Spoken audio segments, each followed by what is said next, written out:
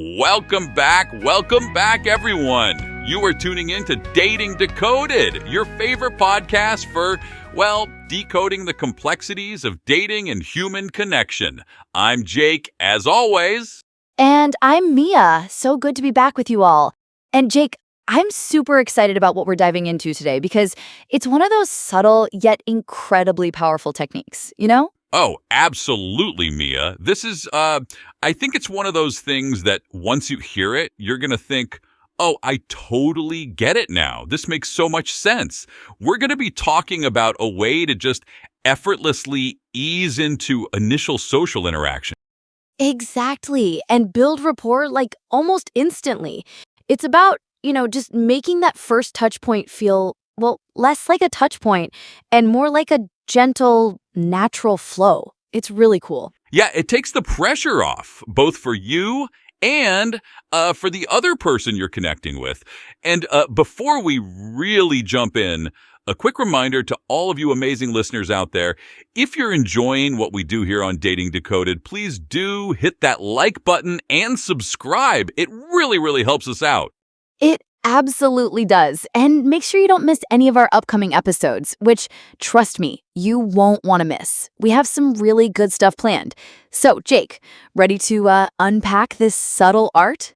I am so ready, Mia. Let's do it. Let's decode this. So, what we're talking about today, the core idea, is something we call brief engagement signals. It's really genius in its simplicity. It truly is. I mean, think about it. When you're approaching someone new or even just, stepping into a social situation, there's always that tiny bit of pressure, right? Both on you and, importantly, on the person you're trying to connect with. Absolutely. And that's where these brief engagement signals come in. It's essentially about implying, subtly, that the interaction you're initiating is going to be short, like really brief. Yeah, exactly. And the magic of that is it immediately lowers defenses. If someone thinks, oh, this isn't going to be a long, drawn-out conversation, I can just, dip my toe in, they're far more likely to engage. It's like taking the pressure off a pressure cooker. I love that analogy. It really does. It makes conversations flow so much more naturally because that initial barrier of how long is this going to take or what does this person want from me just dissolves. And this isn't some newfangled idea we just dreamed up either. This concept has been explored by some really insightful minds in the social dynamics space for a while now. We've actually had the chance to, meet some of the brilliant folks who contributed to ideas found in works like The Mystery Method from 2005. Oh, yeah, and more recently, you see it discussed in places like joyceandkwanhc.medium.com in their articles from 2022.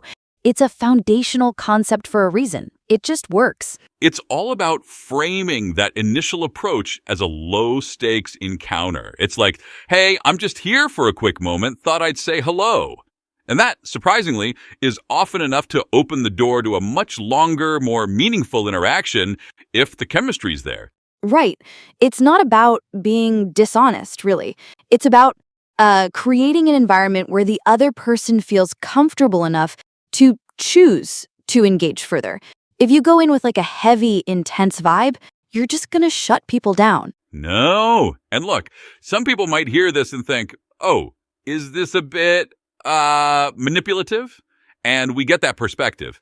But from our experience and from what we've seen, it's less about manipulation and more about clever social grace. It's about easing into a connection, not tricking someone into one.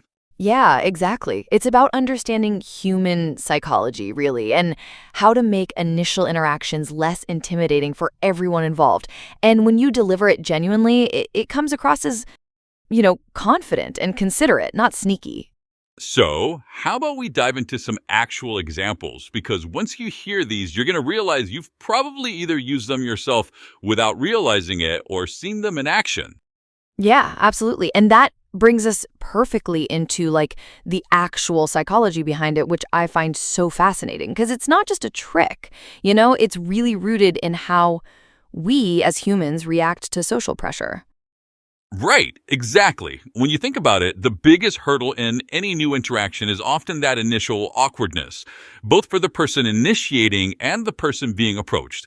There's this unspoken question: what is this going to turn into?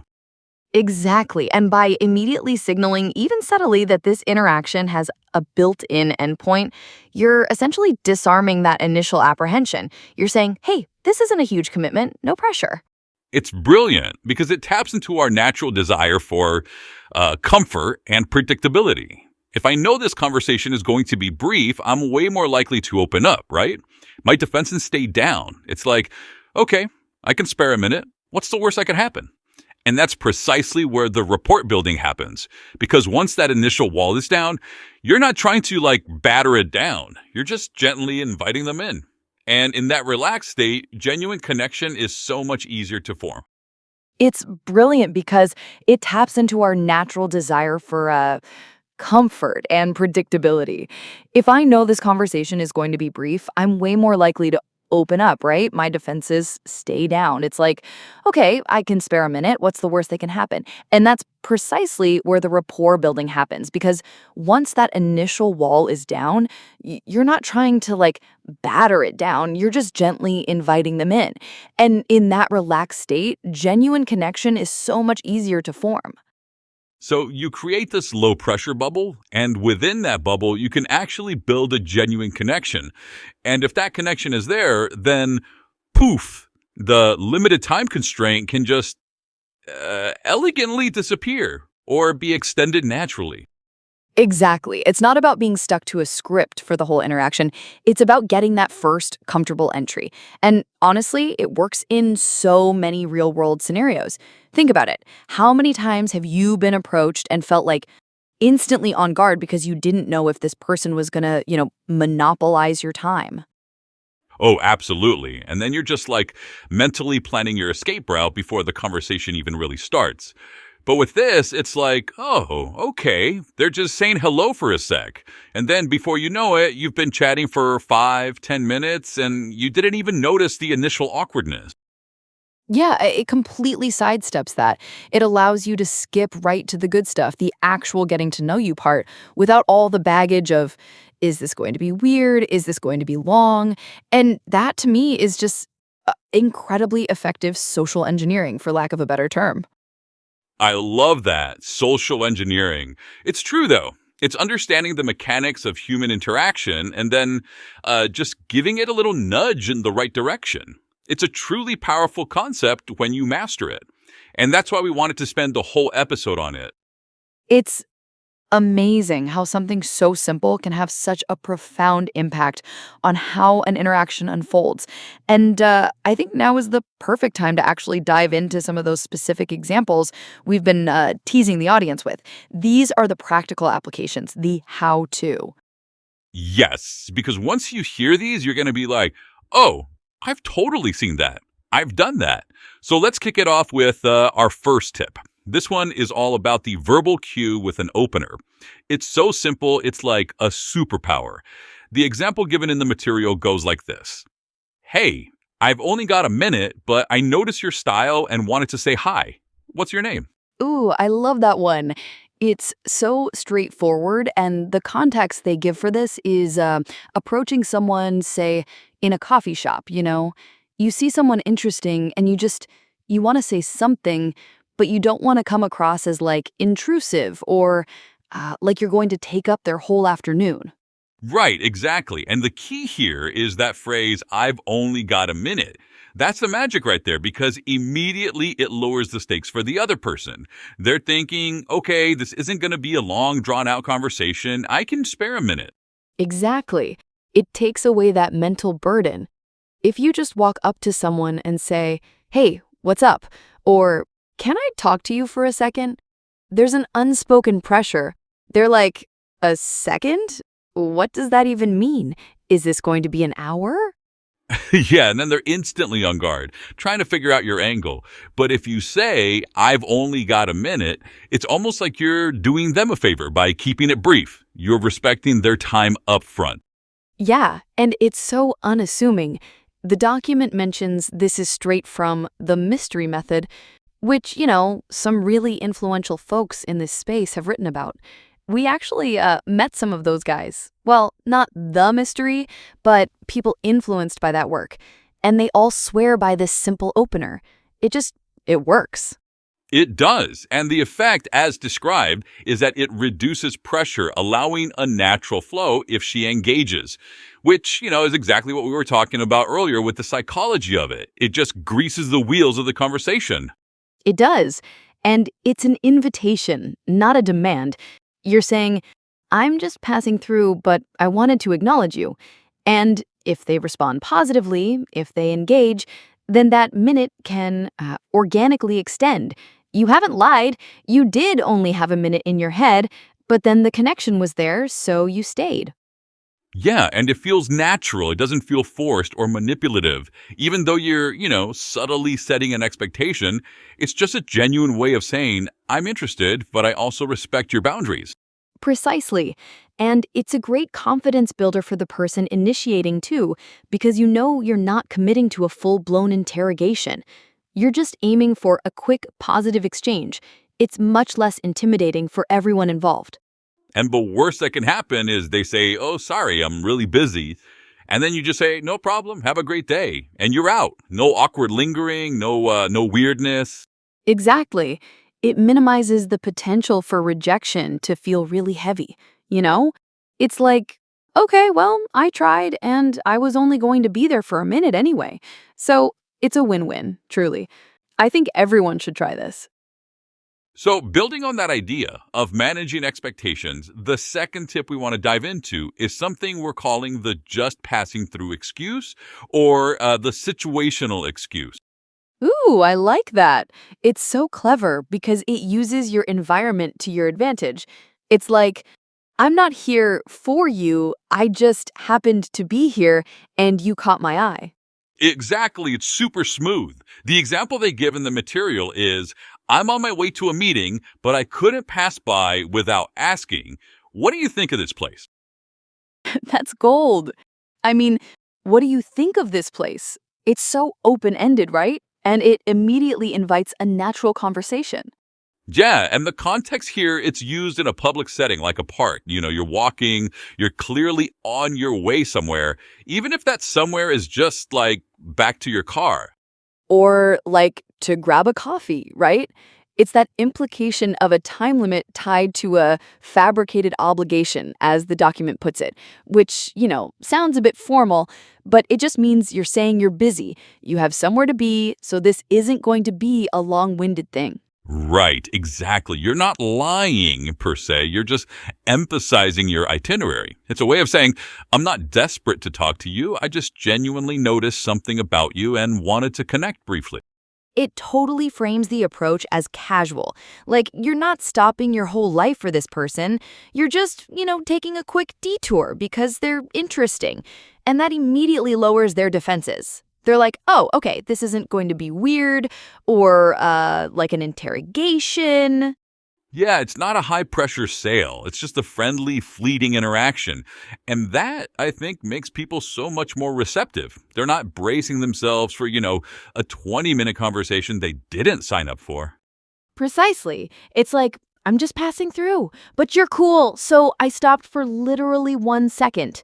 It also gives you an easy out if it's not going anywhere. Oh, gotta run, meeting, and boom, you're gone. No awkwardness. Oh, absolutely. And I think that's a key part of all these techniques, isn't it? It's not just about getting in, it's also about having that built-in escape hatch so you always feel in control and confident. Totally. And it makes you look like you have a life, Like you're not just loitering around waiting to talk to people. You're a busy, important person who just happens to have like a moment to spare for an interesting connection. Yeah, exactly. It's all about that subtle framing. It's really smart. And again, like the first one, it makes the initial interaction feel so much lighter. No heavy expectation. It really does. It's like, here's a little window into my day if you want to look through it for a second. And if they open the window, great. If not, you keep moving. No harm, no foul. All right, so moving right along to tip number 3, and this one I think is where it gets really, really interesting because it's so subtle. We're talking about subtle nonverbal cues. Ooh, I love this one. Nonverbals are like 80% of communication anyway, right? So this just makes perfect sense. It's almost like a secret language. Yeah, totally. And the example they give is so classic, right? It's like while you're starting a chat, you just casually glance at your watch and then say something like, I've got to run soon, but let's chat quick. Where are you headed? Oh, the watch glance, the universal sign for I'm busy, but you're compelling enough for a brief pause. It's so good because it's not even about what you say as much as what you do first. Exactly. It's like a visual anchor to your verbal statement. The context here, they say, is a busy street setting. So you're already in an environment where people are naturally in motion. Right, so it feels organic. You're not just standing there, you're part of the flow. And then that little glance, it just reinforces the idea that you're a person with places to be, but you're making a brief intentional stop. Yeah, it uses that body language to really suggest brevity, as the love system on shortlist.com notes. It's like your body is telling them this isn't the long term commitment. This is a quick pop in. Yeah, and I think that's why it's so effective. It signals an impending departure.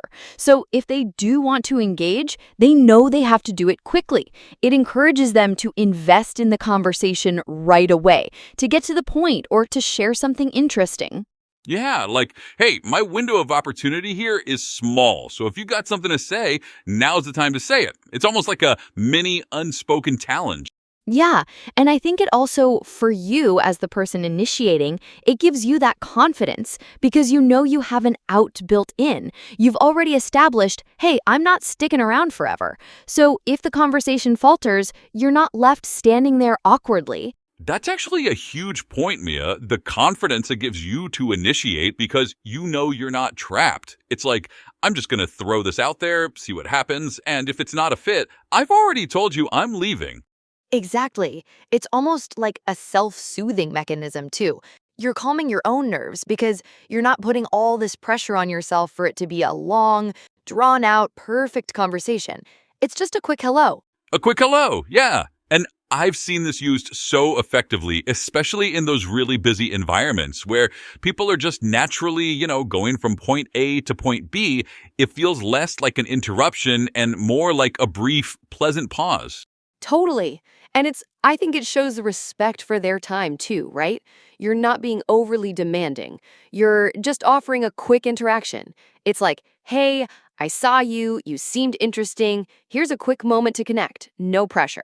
No pressure at all. And it's about that initial spark, isn't it? It's not about, selling your life story in the first minute. It's just about, can we connect for like 20 seconds? And if so, great. If not, also great. Yeah. And if that 20 seconds turns into 2 minutes and then 5 minutes, then you're winning because that means they're really enjoying the conversation. It's like a bonus. Definitely a bonus. And it feels organic because you didn't force the longer conversation. It just naturally flowed from that low pressure, subtle, nonverbal cue. This one is super clever. All right, so moving right along to tip number 3, and this one I think is where it gets really, really interesting because it's so subtle. We're talking about subtle nonverbal cues. Oh, I love this one. Nonverbals are like 80% of communication anyway, right? So this just makes perfect sense. It's almost like a secret language. Yeah, totally. And the example they give is so classic, right? It's like while you're starting a chat, you just casually glance at your watch and then say something like, I've got to run soon, but let's chat quick. Where are you headed? Oh, the watch glance, the universal sign for I'm busy, but you're compelling enough for a brief pause. It's so good because it's not even about what you say as much as what you do first. Exactly. It's like a visual anchor to your verbal statement. The context here, they say, is a busy street setting. So you're already in an environment where people are naturally in motion. Right, so it feels organic. You're not just standing there, you're part of the flow. And then that little glance, it just reinforces the idea that you're a person with places to be, but you're making a brief intentional stop. Yeah, it uses that body language to really suggest brevity, as the love system on shortlist.com notes. It's like your body is telling them, this isn't a long-term commitment, this is a quick pop-in. Yeah, and I think that's why it's so effective. It signals an impending departure. So, if they do want to engage, they know they have to do it quickly. It encourages them to invest in the conversation right away, to get to the point, or to share something interesting. Yeah, like, hey, my window of opportunity here is small, so if you got something to say, now's the time to say it. It's almost like a mini unspoken challenge. It is. It's like, prove to me you're worth this tiny, precious moment of my time. Not in a rude way, obviously, but in a way that creates that sense of urgency, maybe? Urgency, yeah, or maybe like a higher perceived value of your time. You're not just standing around with nothing to do, you're a person on a mission who's just briefly diverted. Yeah. And I think it also, for you, as the person initiating, it gives you that confidence because you know you have an out built in. You've already established, hey, I'm not sticking around forever. So if the conversation falters, you're not left standing there awkwardly. That's actually a huge point, Mia. The confidence it gives you to initiate because you know you're not trapped. It's like, I'm just going to throw this out there, see what happens, and if it's not a fit, I've already told you I'm leaving. Exactly. It's almost like a self-soothing mechanism, too. You're calming your own nerves because you're not putting all this pressure on yourself for it to be a long, drawn-out, perfect conversation. It's just a quick hello. A quick hello, yeah. And I've seen this used so effectively, especially in those really busy environments where people are just naturally, going from point A to point B. It feels less like an interruption and more like a brief, pleasant pause. Totally. And I think it shows a respect for their time, too, right? You're not being overly demanding. You're just offering a quick interaction. It's like, hey, I saw you. You seemed interesting. Here's a quick moment to connect. No pressure. No pressure at all. And it's about that initial spark, isn't it? It's not about, selling your life story in the first minute. It's just about, can we connect for like 20 seconds? And if so, great. If not, also great. Yeah. And if that 20 seconds turns into 2 minutes and then 5 minutes, then you're winning because that means they're really enjoying the conversation. It's like a bonus. Definitely a bonus. And it feels organic because you didn't force the longer conversation. It just naturally flowed from that low pressure, subtle, nonverbal cue. This one is super clever. Okay. This next one is a masterstroke for social settings. I'm excited about this. Oh, you know what? I think this might be my favorite one out of the bunch, actually. It's tip number 4, the group buffer strategy. Yes, the group buffer. It's so smart because it instantly removes that one-on-one intensity. Exactly. It's where you imply you're with friends, but you've just got a moment to chat. It's like, hey, I'm already socially engaged, but you caught my eye for this brief window. It's like you're not desperate for company. You're just graciously offering a small slice of your already busy social life. Precisely. And the example they give is, I'm with friends over there, but I've got a sec. Did you catch that event earlier? Oh, that's so good because it's a question that's easy to answer, it's open-ended, and it immediately sets up the dynamic that your main focus isn't you. Your main focus is, your friends, the event. Right. It lowers the stakes immensely. The context they mention here is using it at a festival or a social event. You're already in a bustling environment. Yeah, and this is huge for reducing perceived commitment because they're not thinking, oh, this person is trying to pull me away from my group forever. It's just, okay, quick chat, no big deal. Totally. And it creates what they call social proof. Oh, yes. Social proof. This is so important in any social dynamic. It's like, look, I'm already part of a group. I'm already having fun. I'm socially validated. I'm not just, wandering around aimlessly looking for someone to talk to. Yeah, it automatically elevates your standing, right? Like, oh, this person has friends. They're part of a social circle. It's an instant positive impression without you having to, explain your entire social history. It's like a little cheat code for showing you're a desirable, socially active person without saying a word. Your presence with a group does all the heavy lifting. Exactly. And it's so much more comfortable for the other person, too, because they don't feel like they're being targeted. They're just, having a brief, friendly interaction with someone who happens to be nearby. And if it goes well, fantastic. If it doesn't, you just gracefully go back to your friends. There's no awkward, well, I guess I'll just stand here now. That's the beauty of all these time constraints, isn't it? They build in a graceful exit strategy from the very beginning. It really does. It's like setting up guardrails for your social interactions. It keeps things from veering off into awkwardville. And the fact that you're with friends also means that if the conversation does happen to expand and you want to invite them to join your group or vice versa, it feels really natural. It's not like you're desperate to fill a void. Right. It's not a cold approach turning into, so what are you doing for the next 3 hours?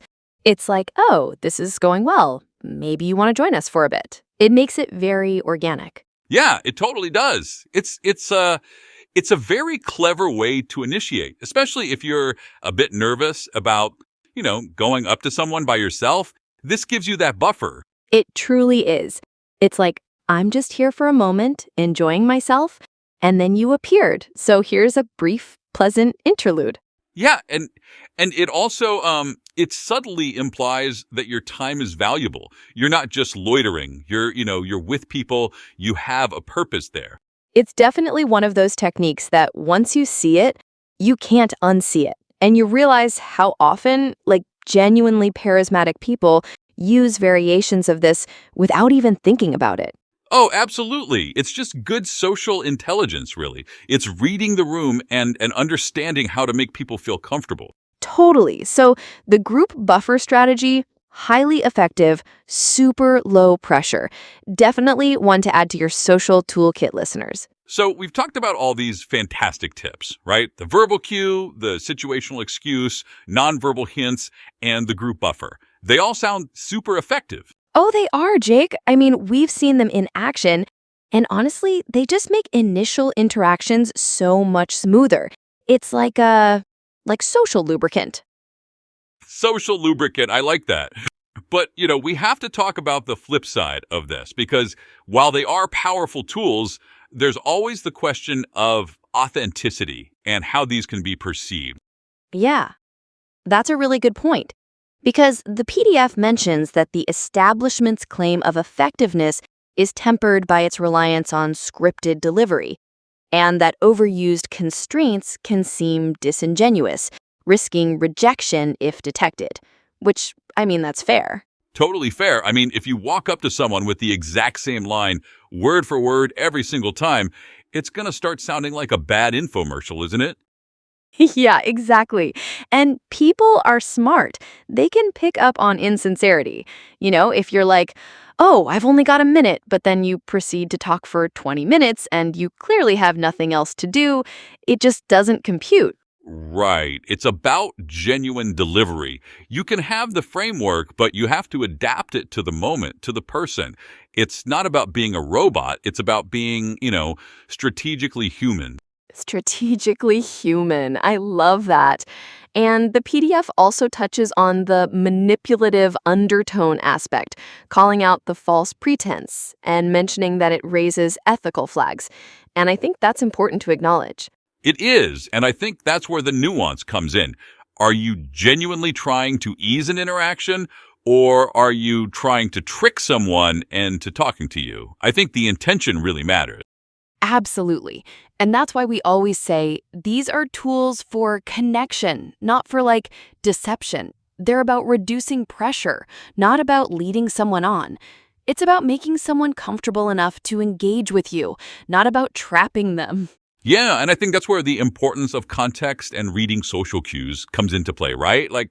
The document says success with calibration is key. You're not just deploying a line, you're observing their response. Yes, it's like a dance, isn't it? You offer a step, and then you see how they respond, and that dictates your next move. It's not a pre-choreographed routine every single time. Exactly. If they give you a short, disinterested answer, you don't then launch into your 20-minute monologue about, your stamp collection. You respect the subtle cues that they're not into it. Or, the failures with abrupt exits that they mention. Like, if you say, I've only got a minute, and then you just turn and run away if the conversation doesn't immediately ignite, that's not calibration. That's just being rude.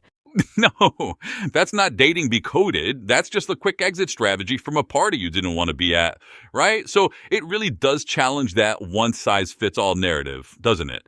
These aren't magic spells that work every time, regardless of how you wield them. They're frameworks for effective communication. But the human element, the genuine desire to connect, and the ability to read the room, that's what truly makes them successful. It's like the framework gives you the confidence to approach, but your authentic self, the listening, the adapting, that's what builds the actual rapport. Precisely. And that's why we're so big on this. It's about empowering people to initiate conversations in a way that feels natural and low pressure, both for them and for the person they're approaching. It's not about manipulation. It's about social grace. It really is. It's putting others at ease. And that's a beautiful thing, no matter what your intention is in dating. If you can make someone feel comfortable, that's a win in itself. So yeah, while we definitely champion these techniques, it's always with the caveat that you have to use them thoughtfully, authentically, and, with good intentions. Absolutely. Because at the end of the day, dating is about human connection, and that should always be built on a foundation of respect, even in the shortest of initial interactions. So Mia, we've walked through all these fantastic subtle communication techniques today, from the quick hello to the group buffer. What's your big takeaway from all of this for our listeners? My big takeaway, Jake, is that these aren't just like little tricks to get someone's attention. They're actually incredibly powerful tools for initiating positive social interactions. Absolutely. It's about, easing into things. It's not about being aggressive or overbearing, which can be a real turnoff, obviously. Exactly. It's about reducing that initial awkwardness for both parties, really. When you can make someone feel comfortable right off the bat, you've already won half the battle. Yeah, and it's less about the specific words and more about the intention behind them, isn't it? It's about signaling, hey, I'm friendly, I'm here to connect, but there's no pressure.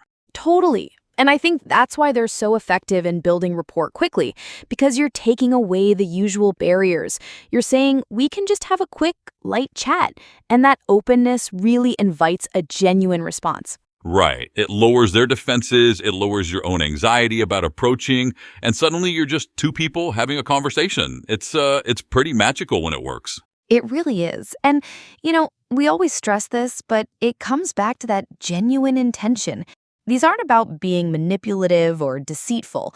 They're about being thoughtful in how you approach someone. Yeah, using these techniques mindfully with, good intentions really boosts your confidence too. Because you have a framework, you have a way to start, and that can make all the difference when you're feeling a bit nervous. Yeah, definitely. It's like having a little secret superpower for social interactions. It allows you to feel more in control, more at ease, and that confidence shines through. And that's contagious, right? If you're confident and at ease, the other person is much more likely to feel that way too. It creates a positive feedback loop. It absolutely does. So for anyone out there listening, wondering how to make those initial connections a little smoother, a little less intimidating, these subtle signals, these brief engagement strategies, they are your friends. 100%. They're not just for dating either. They're useful in any social situation where you want to initiate a comfortable, positive interaction. Exactly. It's all about mastering connection, one moment at a time.